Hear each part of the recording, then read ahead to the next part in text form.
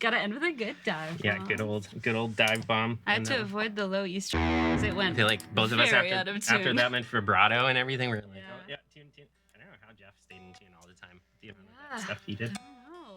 It's crazy. Gotta ask the guitar techs. Maybe they know something we don't. Maybe. He was good at controlling that vibrato. I think when he was out of tune, I think he could. Yeah, you'd compensate, right? Pull it back. You know? It takes a great ear for sure. Yeah. Amazing. Well, we are here today doing another live stream, but obviously today is especially tributed and a special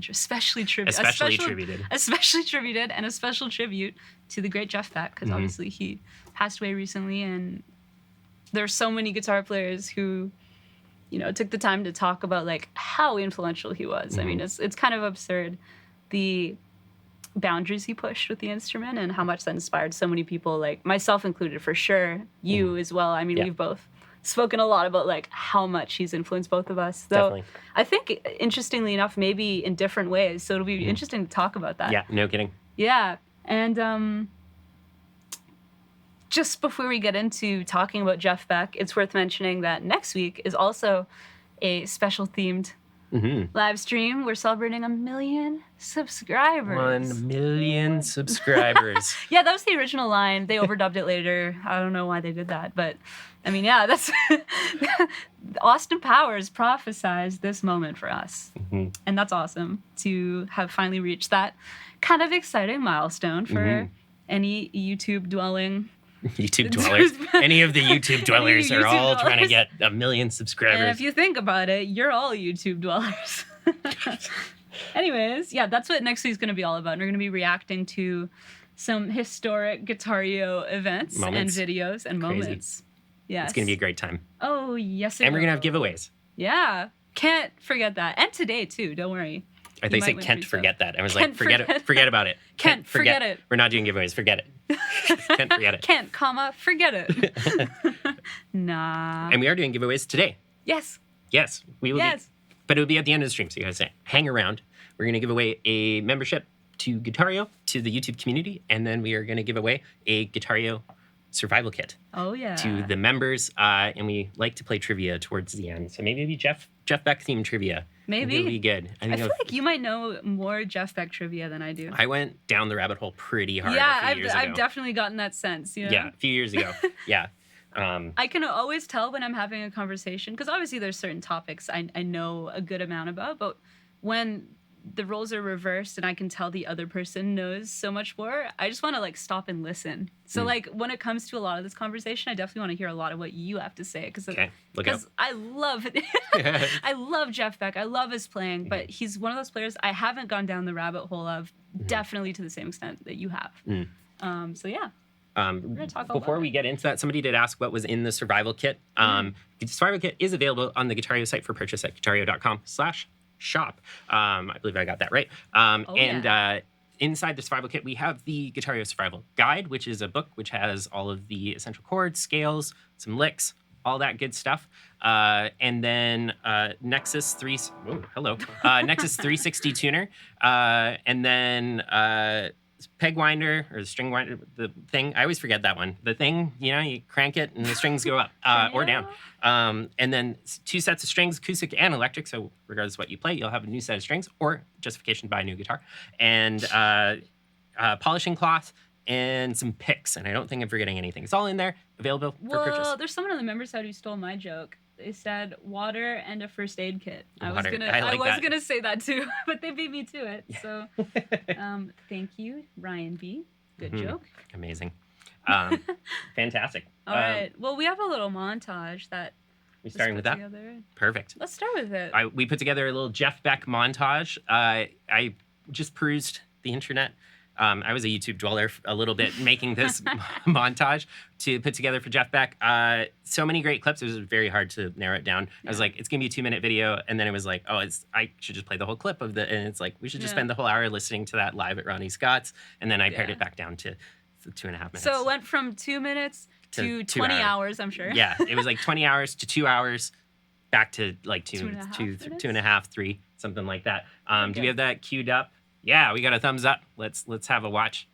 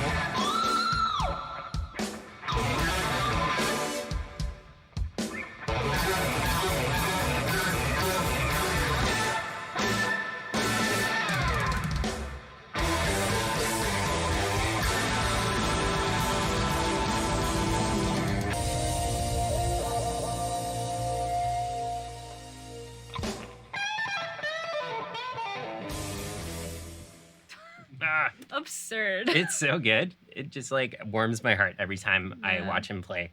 Again, it's something inside just like unlocks. There's like, I don't know, he's like your guitar player's favorite guitar player. Your favorite Yeah. guitar player's favorite guitar player, you know? Like just everything about it is so special. I love just the range. I think that's like his, like there was like that little clip of People Get Ready where it's like, this is a jazzier kind of like R&B, and then there's like Scatterbrain, which is just like Insane jazz fusion, yeah. madness, and then like blues and like, but it all sounds like him. That's what I always find is like so interesting that it's like regardless of what he does, it always sounds like him. Whether he's playing with like Rod Stewart and doing like that stuff, or whether he was, you know, doing his like on Blow by Blow or playing like interpretations of jazz tunes like I Love Z Porgy, or like whether he's featured on other stuff like his stuff with Stevie Wonder, like it just like it's like distinctively him all the time. But it's always so right for the music. It's not like he could do one thing and they kind of just fit him into a situation where like,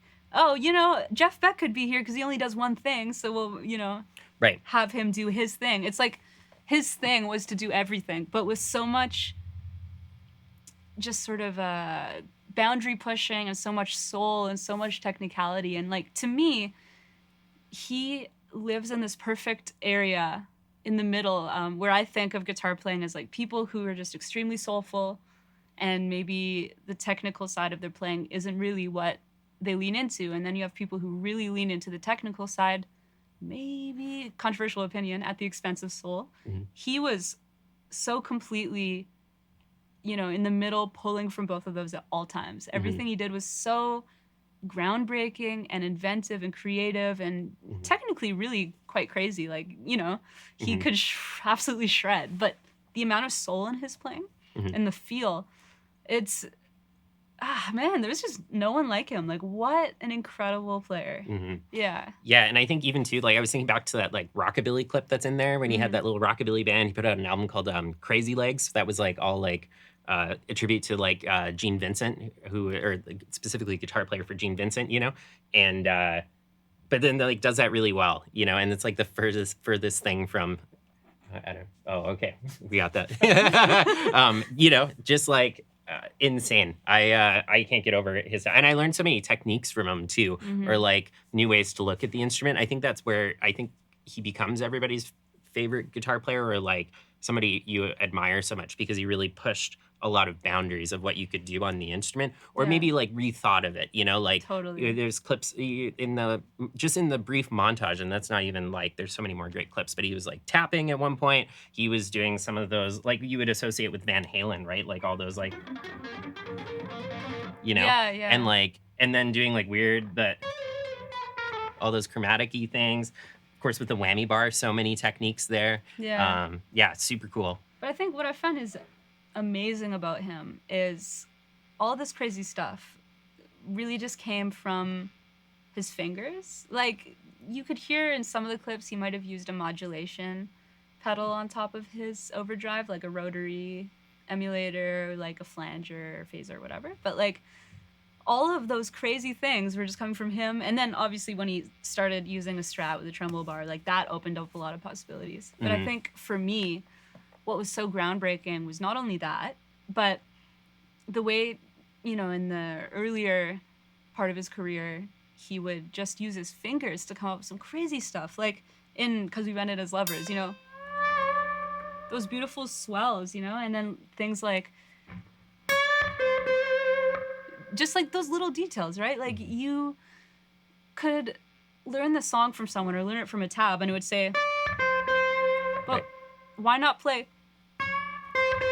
Just like those subtle differences. Those are the things that he made me start thinking about, because I heard his playing and it wasn't enough to simply play a phrase. Like, he pushed it to its very limits of like how soulful it could be.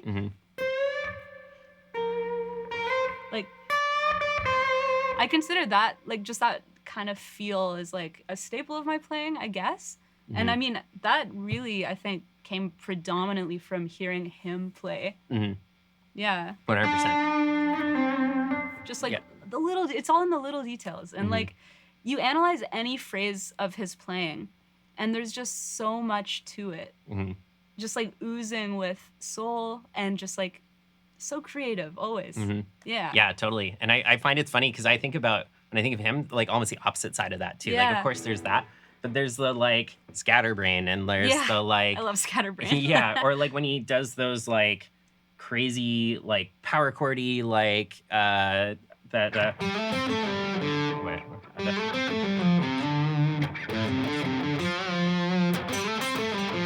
there's like that, like blues rock, you know, just and, like totally badass, like oh, that's a good riff. Yeah, and like and then like all those dive bomb techniques, or whammy bar tricks, I should say. I was gonna show a couple that I know I've picked up from him over the years.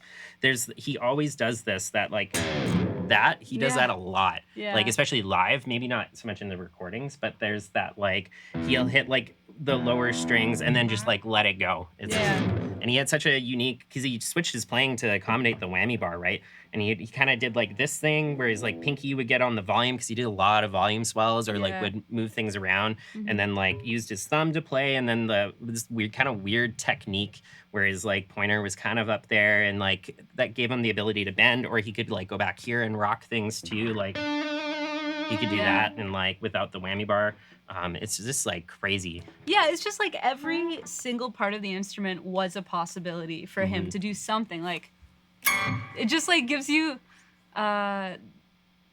permission to really just explore every part of the instrument. Because I feel like there are norms as far as like how the guitar is played. You go to a music conservatory, and I'm sure, you know, things are changing, and I think in general a lot of places are becoming more accommodating of a wider range of music and a wider range of approaches to music. But in general, you know, there seems to be a fairly linear approach to learning the instrument that leads you to thinking about it a certain way and thinking about its limitations a certain way. But watching him, like just that clip that was put together, it's like those rules did not apply. He didn't care about them. And it was so exciting.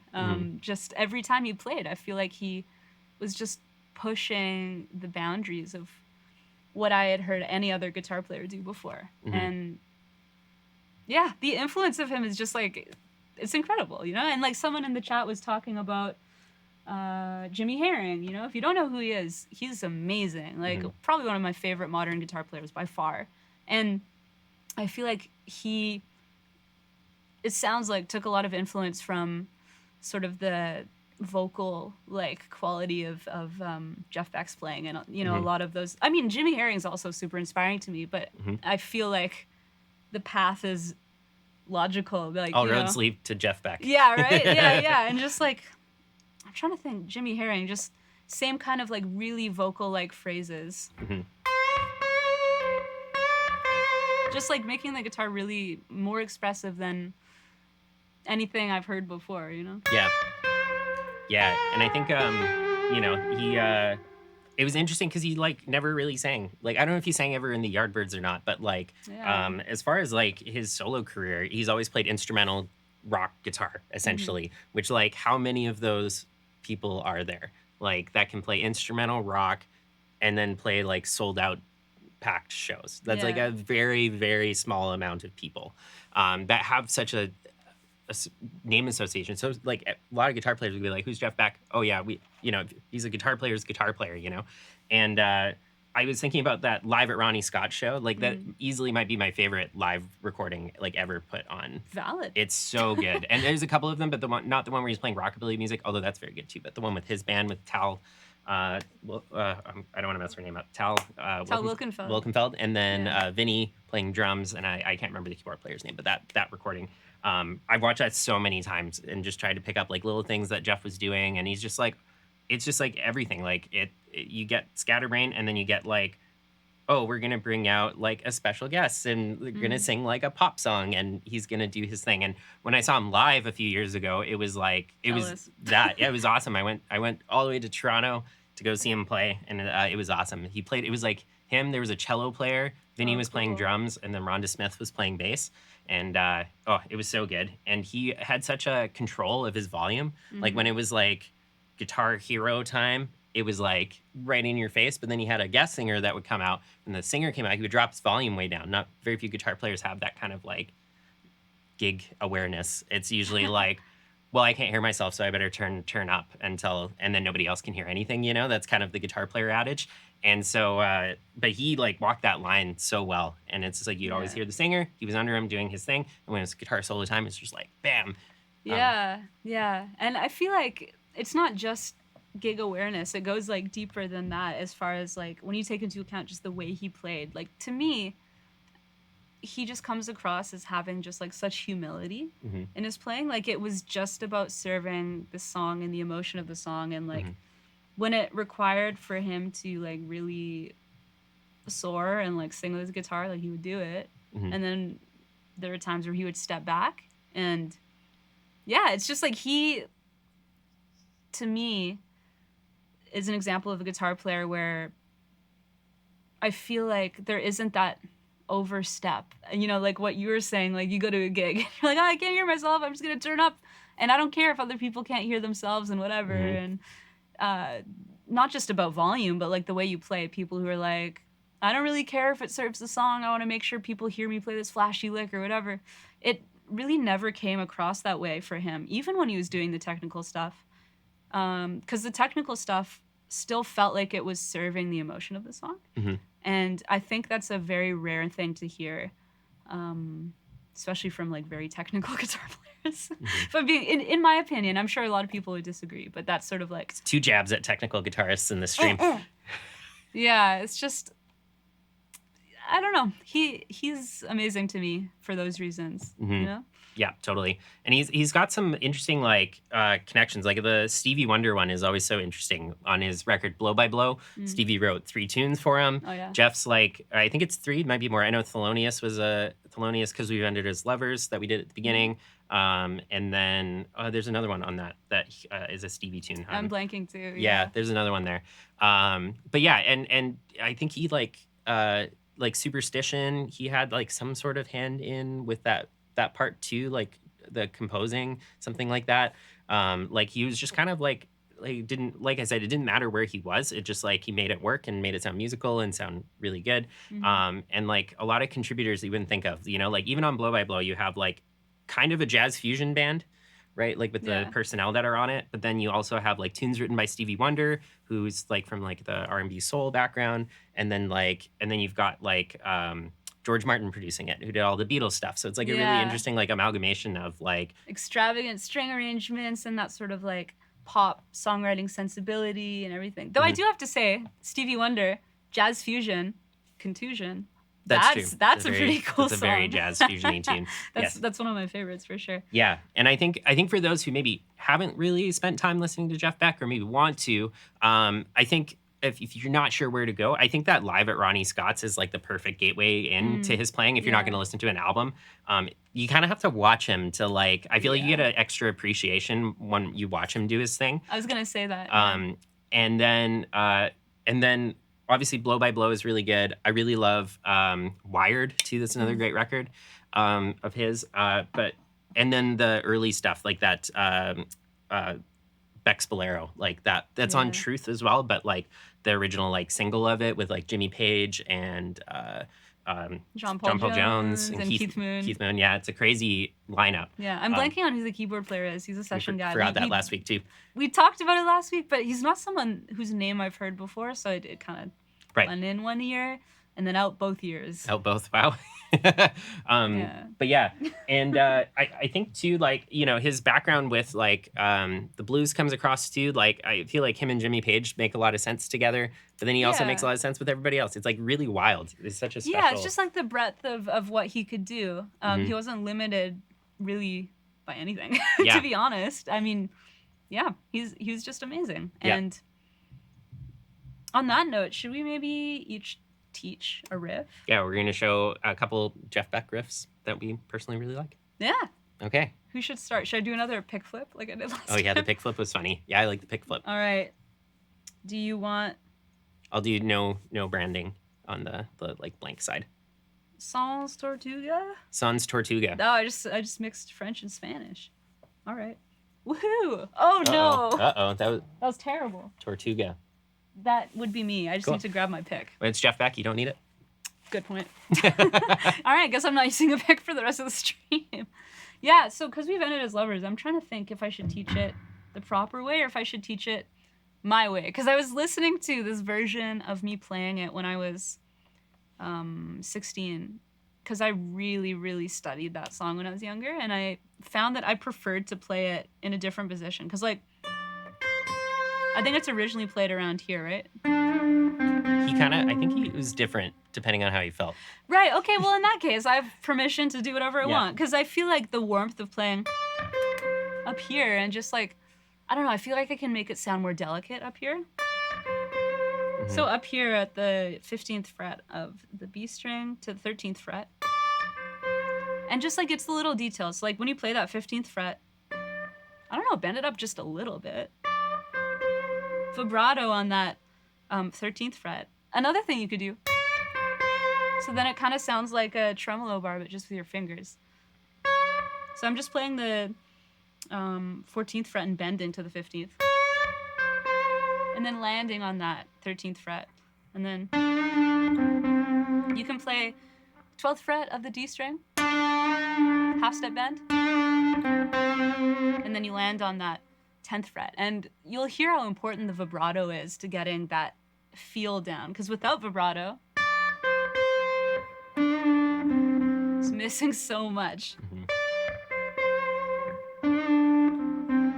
Just imagine you're crying, you're weeping. And another thing too, like bending, don't be afraid to play around with like taking your time to get to the note. Or sometimes, you know, you could over or under bend, but it's about doing it intentionally. Like obviously you first want to be able to hit the note you mean to. But once you're able to do that, then you can start playing around with not quite hitting the note or hitting the note or going a bit above it. Just like having that control. Like he had so much finesse and control on the instrument. It's kind of ridiculous. But yeah, that's a Jeff Beckism in my opinion as well. Totally. And then you play the 11th fret of the A string. And then, you know, you could slide from 9 to 11 with your ring finger. And then, you know, play the 9th fret of the B string. You could pull off maybe. I don't know. And then here I like to do, you know, the thumb out from behind the neck vibrato, like B.B. King style. You know, just all of these details, that's just part of his thing. Not that I think he was even thinking that much, because I think he had internalized all these techniques as just like how he naturally played. But it just came through so naturally. I keep using that word, but it's just like all of this was like him speaking through his instrument. And I remember you saying the other day when you transcribed Beck's Bolero to put on the Guitareo site, because we now have like a couple hundred song transcriptions on there. Woo!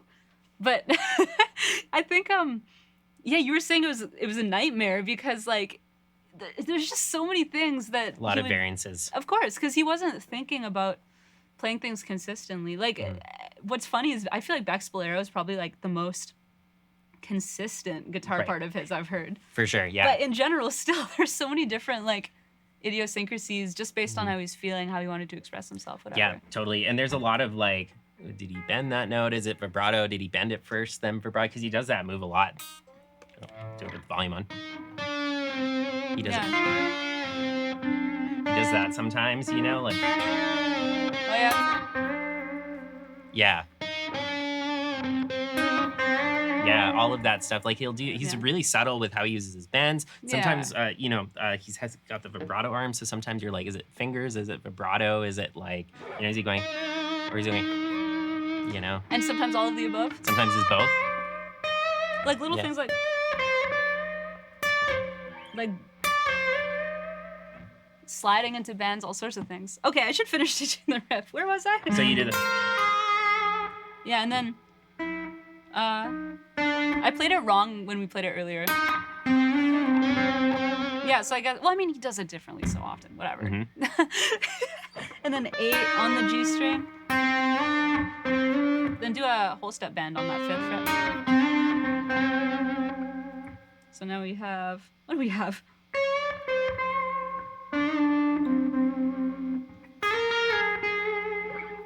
And then, right. And then, so I feel like sometimes you would just do a pull off for that one. And just like pull off into vibrato.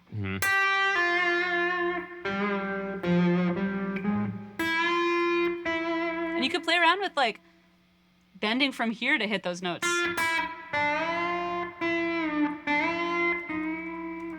I don't know, you could start getting creative and just trying different stuff out. Yeah, it's like the perfect tune to experiment with like different styles if you're gonna play the note straight, like, or going, or doing like unlimited possibilities. Right, like that's how like I think the older Jeff Beck would do it. Yeah. Yeah. Yeah, he loved those like crazy whammy tricks. Yeah, there's one I really love that I learned recently that he did. He would do this. He would do that. Oh, totally. And I did that on a track I was recording like a year and a half ago. Yeah, I did that, like playing chords, and I was like pulling off. Yeah, if you've got a whammy bar, it's like pick any note. The note's not the important part, but basically it's like a flick. Yeah. And you like pull the whammy. You get like a cool sound because it like vibrates and it. Yeah, and it's all about it's a fast flick. Yes. You know. And you get that kind of growl. You'll hear him do that a lot. It took me forever to figure that one out because I'd be like, "How is he doing that?" And be like, oh, yeah, that's it. They kind of like vocal growl. Yeah. Whammy tricks. There's so much you can do. There is a lot. He loved. We were talking before the stream of he would play a note, bend down, go to another note, and come back up. Like he would do that, like that kind of thing. Yeah. Like all of that stuff. When he played with slide too, like it was just like ridiculous. Also, just a quick thing. Jake Williams in the chat says, "Today's my birthday, guys." Well, happy birthday. Happy birthday, Jake Williams. Yeah, congratulations on another year. On another year. Amazing. All right, and then the riff I'm gonna do. I'm changing my mind. I forgot about. That's one of my favorite Jeff Beck riffs. Aw, yeah. Lead Boots.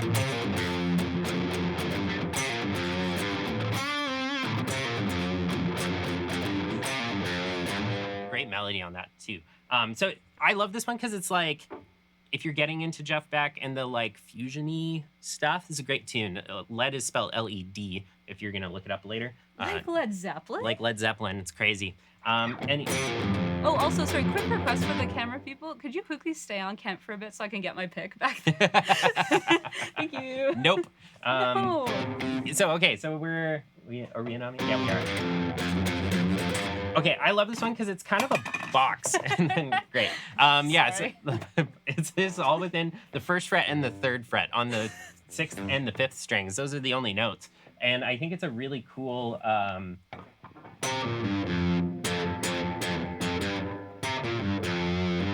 just a great pentatonic line. And so it's basically 3-1, and then 3-1 on the 6th string.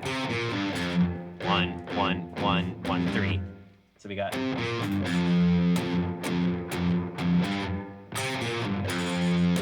And then the second half is basically the same. So we're gonna go, and then we're gonna go 1. Sorry. Yeah, so we got 3-1, 3-1, and then back to 3, and that's it. So we got.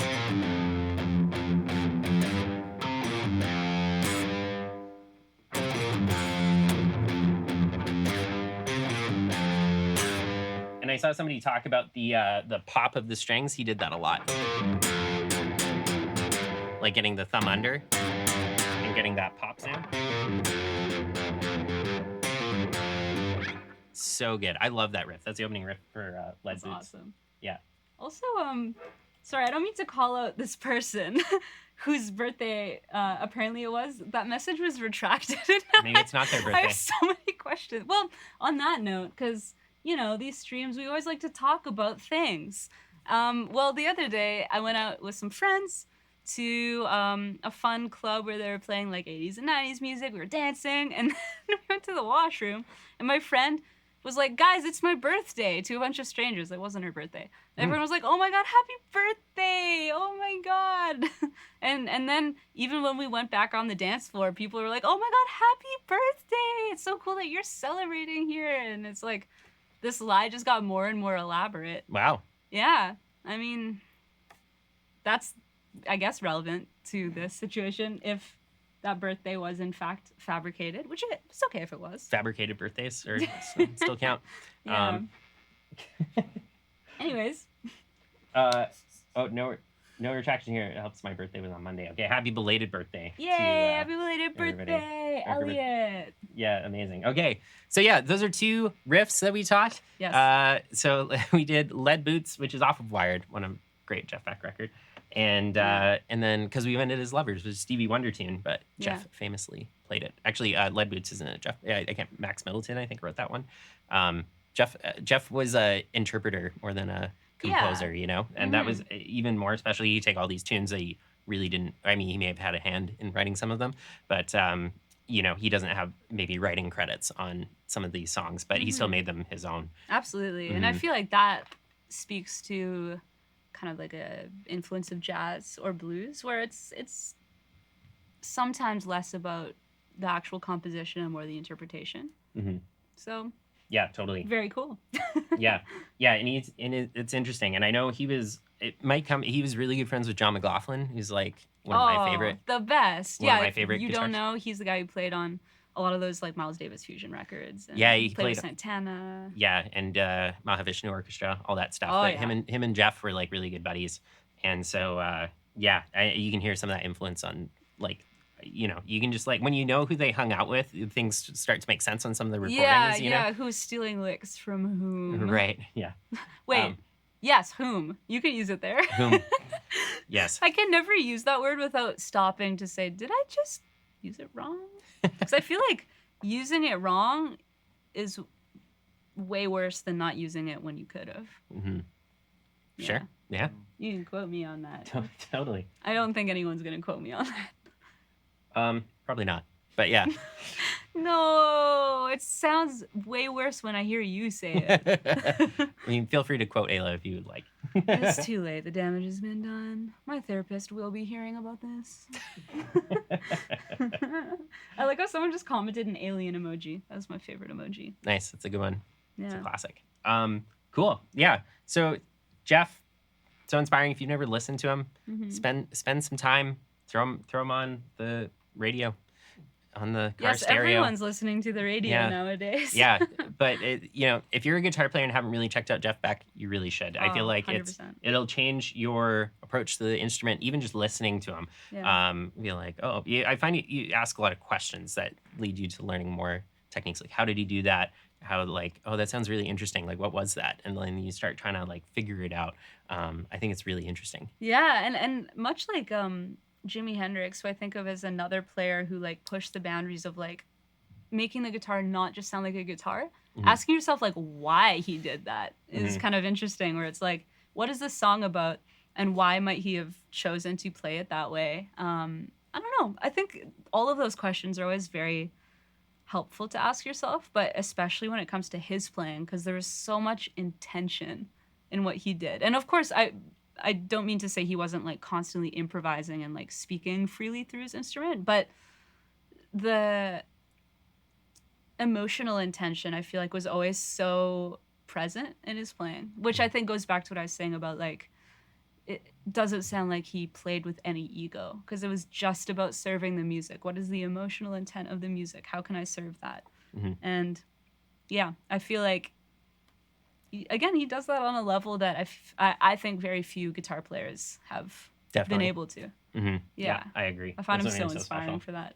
Yeah, definitely is a very unique player, worth your time. Again, if you haven't listened to him, throw on Blow by Blow, Wired. Go on YouTube, watch that Ronnie Scott's show. You'll never, it'll change your life if you haven't spent time listening to him. Whoa. Yeah. Big promise. I agree. It's very true. I feel like every guitarist I listen to, or any like real deal guitar player, is like always Jeff Beck's like top 5 for everybody, you know, of like unique guitar players who push boundaries, and like he's up there for sure. It's unbelievable. Sweet. Should we get to our giveaways? I think we should, because it always takes us a while to think of a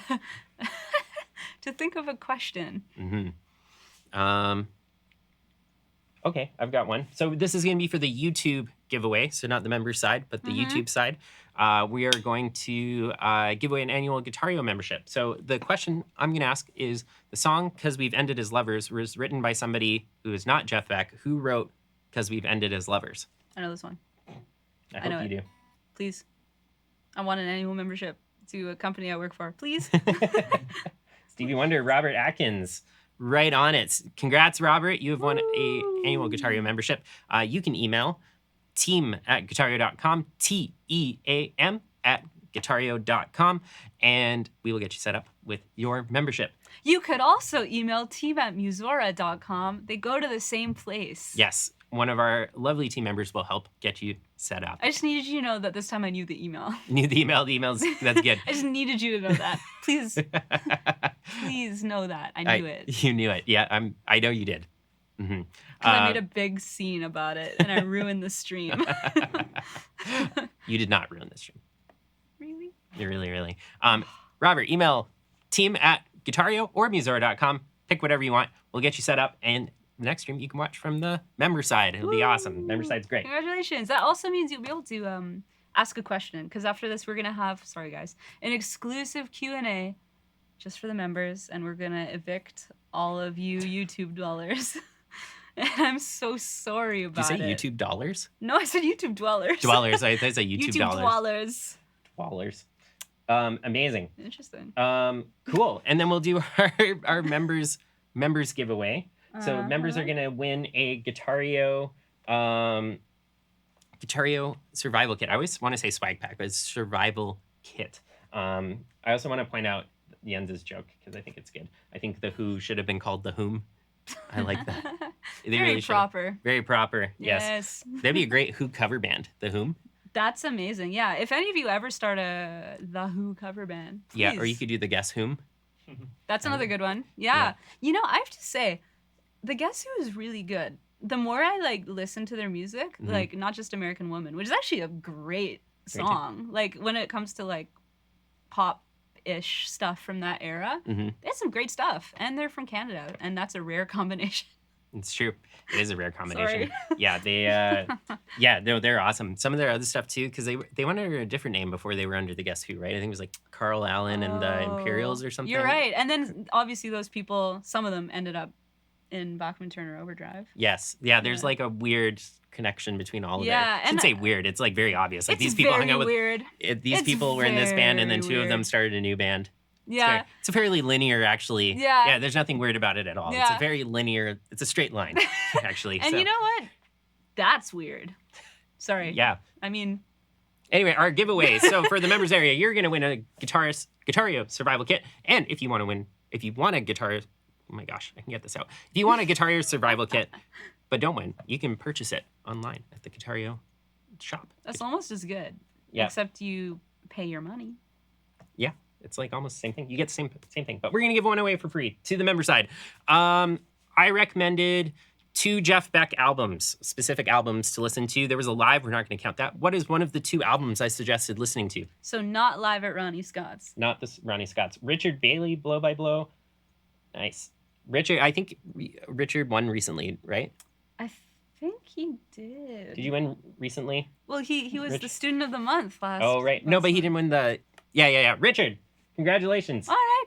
I love Richard. Richard wins. Yeah, Richard's awesome. Congratulations, Richard. You won Guitareo Survival Kit. Congratulations. We will send that to you. Amazing. Shoot Ayla an email at Ayla at guitareo.com. And to be clear, it's not Ayla at guitareo.com. It's just singular Ayla. At guitareo.com. But we've emailed before, so he should know my email. Yep. And it's okay if you don't, but I do think he has my email at this point. Yeah. Oh, Richard said, can I you want to donate it to another member? That's so nice, Richard. That's so sweet. Okay, well, Richard. if you're okay with that, Richard, we'll go through find the next one, because somebody else, Meryl, is the next one I think that got it, because Meryl also commented Blow by Blow. Amazing. It's so nice of you, Richard. If you change your mind, let us know. How about this one? Truth. I guess I'd mentioned Truth, but it wasn't in the recommended listening. So and close. but that's okay. Meryl, you were second up with Blow by Blow, so congratulations to you. So you can email Ayla at guitareo.com. And sorry, it's not Ayla at guitareo.com. It's just Ayla at guitareo.com. Yeah, Ayla. Oh yeah, right. Yeah. Ayla at guitareo.com is what you need to email. And we'll get you your Guitareo survival kit, and it'll be awesome. Amazing. Okay, fantastic. Is there anything else we have to do before wrapping up? Next week, we're doing our 1 million subscriber party. It's going to be awesome next Wednesday. Please, if you're going to unsubscribe, do it after the party. So we don't go under 1 million. I'm kidding. I think at this point, we're pretty safe. I think so. We just broke. That's not a challenge, by the way. Yeah, please don't try. All these people are like, now I'm curious. Can I be the one to ruin the brand? Go back to 999, like right before the stream. No, but we're so happy that everybody that's watching on YouTube has been subscribing and supporting the channel. It's fantastic. 1 million is not a small number. It takes us forever to count to 1 million. Ayla's going to count to 1 million between this week and next week. So I might start now. Yeah. 1, 2. Yeah. So come back next week when she reaches 1 million. It's going to be awesome. 3, 5? Yeah. 4, 5. Sorry, I have to restart. I got confused. 1, 2, 3. I'm bored. Amazing. I'm not doing this anymore. Next week, Ayla's going to reach 1 million. It's going to be really impressive. She's just going to count to 1 million for the whole hour. So yeah, it's going to probably take longer than that, actually. Oh, it definitely would. Yeah. It would take a very long time. Yeah. But yeah, amazing. Well, members, you can hang around. We're about to go to a Q&A. If you're watching on the YouTube side, maybe you want to come hang out in the Q&A side, you can sign up for a 7-day free trial at guitareo.com/trial. You can get 7 days for free. Check out everything on the site, our song section, method, coaches, all that good stuff. And you get to ask questions. Come on over to the other side. And we will see all of our lovely YouTube members next week for the $1 million. For $1 million.